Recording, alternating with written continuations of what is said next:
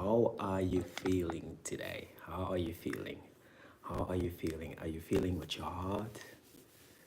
Are you feeling with your brain? Are you feeling with your hands? How are you feeling? Let me know. Let me know how you're feeling. So, by the way, the cool thing about emotions, while I know that we've been taught to identify ourselves with our emotions, in other words, we've been taught that we are our emotions, but our emotions are only things that we experience. And you can actually choose any emotion right now. And I want to show you real quick.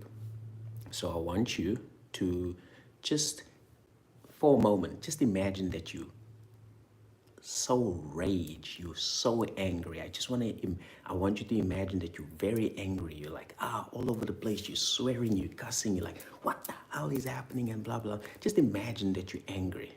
See yourself angry, like very angry, right? Now, I want you to imagine that you are happy. Just imagine that you're happy, you're smiling. I want you to imagine, a big smile on your face. Just see you smiling, you're dancing, you're jumping around. And I just want you to imagine you're looking up, smiling, and your hands are up and open, and you're just feeling amazing. Just imagine for a moment. So now, what you've seen there, right, is that you could imagine and you chose, okay, I want to be in a state of anger. And it was a choice, right? Boom. And then similarly, you switch it and you're like, I want to be in a state of happiness. And boom. So that tells you that you've right now have got the opportunity to choose how you want to feel. So you can choose right now to feel blissful. And you can experience bliss because it's only a choice, you see? So each and every moment you have a choice on how you want to feel. So that's why the present moment is where all the magic happens. Right now is where you can feel wealthy, where you can experience wealth. Right now is when you can feel grateful. You can feel rich. You can experience richness. And similarly, you can also choose to feel lack. You can choose to feel well and focus on what you do not want. And when you focus on what you do not want, you just like, you don't want to you're like so unmotivated, you procrastinate, you're lazy because you're complaining and you're like, it still hasn't showed up. I still don't have my results. But now the beautiful thing about the present moment right now, in the present moment, you do not have any problems. You do not have any issues right now in the present moment. In the present moment is only possibility. The problems that you may have is in the past or in the future. Now, the past and the future are both illusions. In order for you to actually experience the past, you have to do it now. In order for you to experience the future, you have to do it now. So the past and the future is actually an illusion. And we create that illusion with time. And time is just a construct in our mind. Like right now, it is 9:45 in the evening in South Africa. And in the States, it's probably like 3, 4 o'clock in the afternoon or something like that. So it's afternoon in the States, right? And in Australia, it's the following day. It's already tomorrow in Australia. So now if time was real, why is it different all over the world? Why is it not the same? Why is it tomorrow in Australia? Why is it evening in South Africa? And why is it freaking afternoon in America? So that tells you that time is an illusion. In order for you to experience, like I said, the past, you do it now. For you to experience the future, you do it now. So time is a trickster, because if you are accepting that you have your desire right now, and your mind then questions you and say, hey, where is it? Where is it? I want it, I want it, I want it. And now you actually think about it and see it in the future. So now you're creating like a time lag between you and your desire, because now you see that your desire is outside of yourself and it actually is in the future, because you still don't have it. But that's also an illusion, because if you accept that you have your desire right now, and you accept that you are the person already has your desire, you then become that person. So you're now closing the time gap illusion. You are saying that, no, I have it now. I'm experiencing it right now. As a matter of fact, I'm thinking as the person, I'm feeling as the person, and I am acting, as the person. And then next thing you know, boom, it shows up. And that's what we call a manifestation. So that was just a quick something that I wanted to share with you with regards to how time is an illusion, and how the present moment is actually where the magic happens. Because right now is where you can experience bliss. Right now is where you can experience freedom. Right now is where you can experience abundance. Right now is where you can experience wealth. You can experience it right now. Now, if you think that, let's just say if you are not happy or grateful now at this moment, and you think you're only going to become happy when you have your desire, you're actually lying to yourself, because you are now placing an attachment on your desire, and you say that, no, I will only feel a certain way once I have my desire.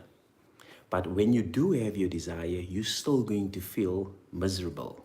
You're still going to feel like crap, because you actually are not feeling happy or grateful or content right now. What makes you think that you're going to feel happy when you actually have your desire? When you have your desire, you're going to chase for the next thing and the next thing and the next thing. Why? Because you're not grateful. But when you're grateful now for what you have, you're grateful for your clothes, you're grateful for your phone, you're grateful for your body, you're grateful for the water you drink. If you drink water, you're grateful for your coffee, you're grateful for your friends, your family, you're grateful for Wi-Fi, electricity, the roof over your head. That makes you feel so good. You just feel so content. You just want to smile, because you're now focusing on what you want. You're focusing on what you want instead of what you do not want. And you just feel so free, you feel so light, you feel so amazing, because you're grateful. And that's the power of gratitude. The power of gratitude. You have to ask yourself, are you grateful for what you have right now?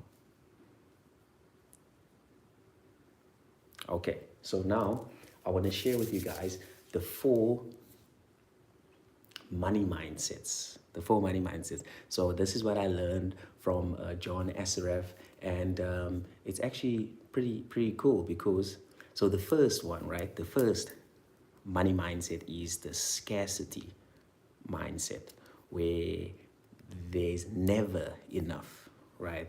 No matter how much money you make, there's just never enough. The scarcity mindset. Now that's what I used to experience for many years. I was born into, that basically. So for me, it was the norm. But when I understood that I can actually have the opposite of scarcity, I was like, yeah, buddy, let's do that. So the first one is the scarcity mindset, where there's just never enough. Money comes in and it goes out. Never enough, right? And the second one is the security mindset. So that's where you have just enough to get by. The security mindset, you just have enough to get by, and you are very, frugal. You don't, spoil yourself. You don't take yourself out. You just, very frugal, right? And so that's the second one, the security mindset. And the third one is the success mindset. So the success mindset is where you actually have more than enough, where you can now save on a monthly basis and you actually have more than enough. You're living a comfortable life and you can, do things for yourself, such as, taking yourself to a restaurant, pampering yourself, even treating some friends as well, right? And the fourth one is the significant mindset. So this is the one where you now have more than enough and that you also making a difference in the world as well. So you have more than enough and you're making a difference, in the world as well. So now let's go over them again. So it's the scarcity mindset where you do not have more than enough, where you literally just, surviving, right? Scarcity mindset.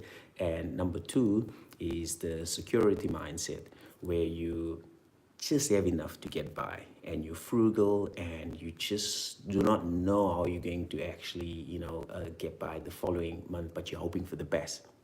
Right. And the third one is the success mindset, where you actually do have more than enough, where you can save. And the fourth one is the significant mindset, where you actually have way more than enough and you're also making a difference, in the world as well by actually, sharing your gifts with other people. So which one describes you? And you don't have to judge yourself or be hard on yourself. Just like, ask yourself which one actually describes you. As I said, that the first one, that used to be my life. I mean, as I said, I grew up in that, environment.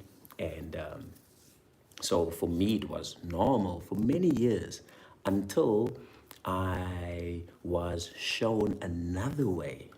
And I was like, oh, wow. So you can actually, live a life of abundance.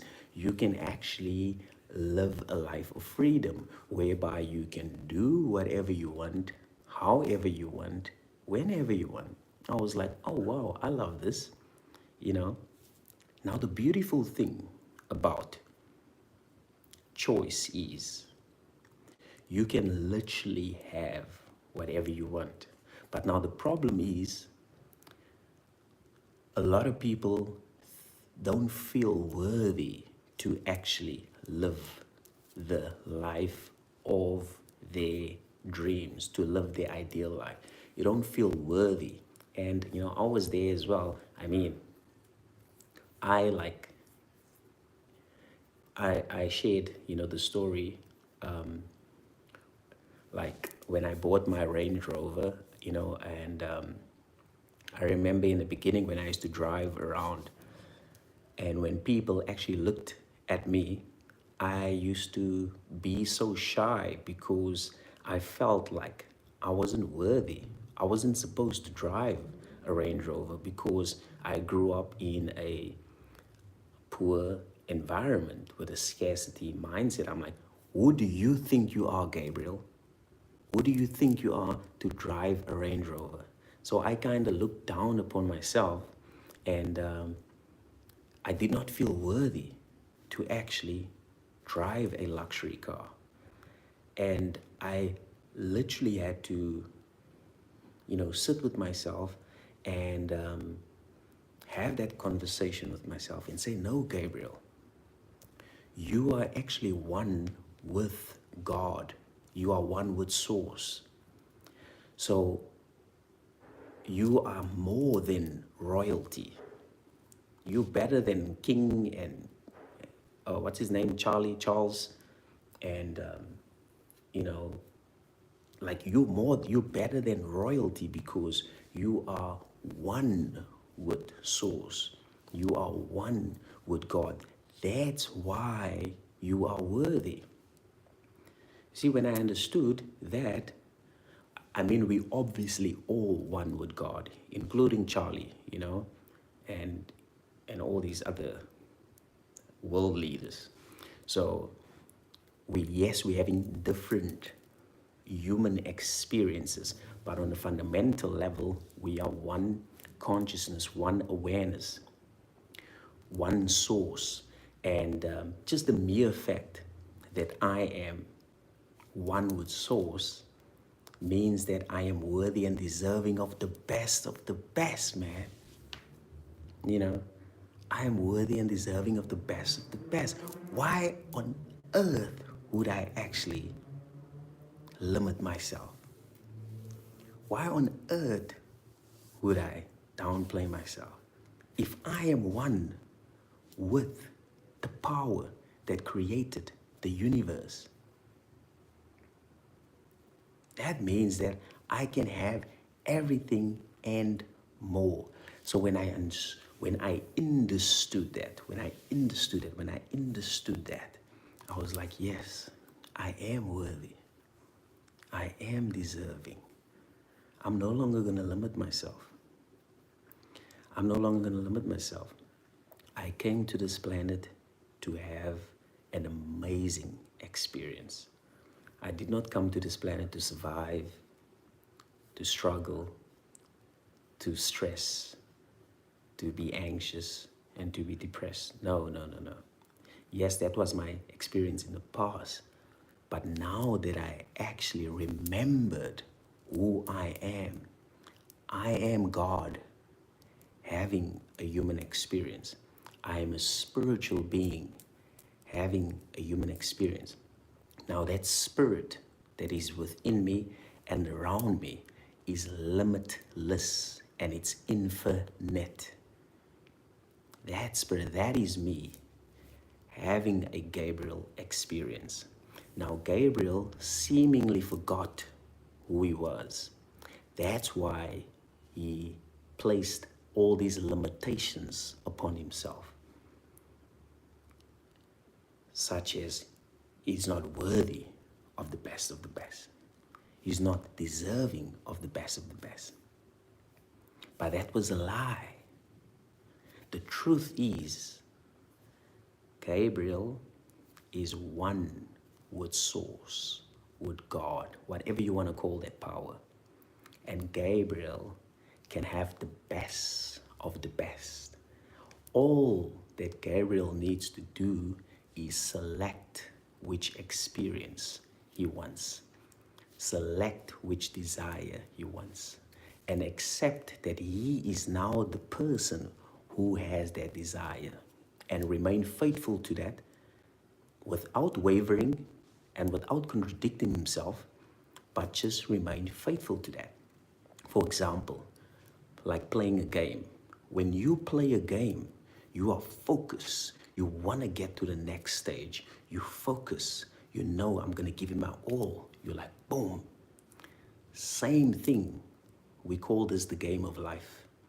With your desire, you have to remain focused. You have to remain focused, knowing that you're going to go to the next stage. And the next stage is, boom, you're now seeing your manifestation. And that's why I'm sharing 5 steps, only 5 steps, 5 simple steps that you can do every day to manifest your desire. Number 1,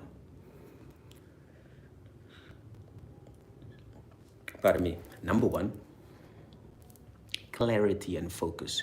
You want to know exactly what do you want, why do you want it, how much money do you want to see in your bank account, how much money would you like to earn, and why do you want it? And when you are clear, you remain focused on that desire. You remain focused, like how you remain focused on, the stuff that you watch on TV, when you look at your phone every 5 minutes, that is focus. For you to pick up your phone every 5 minutes and look and scroll down, that is focus, man. Just imagine if you apply the same focus to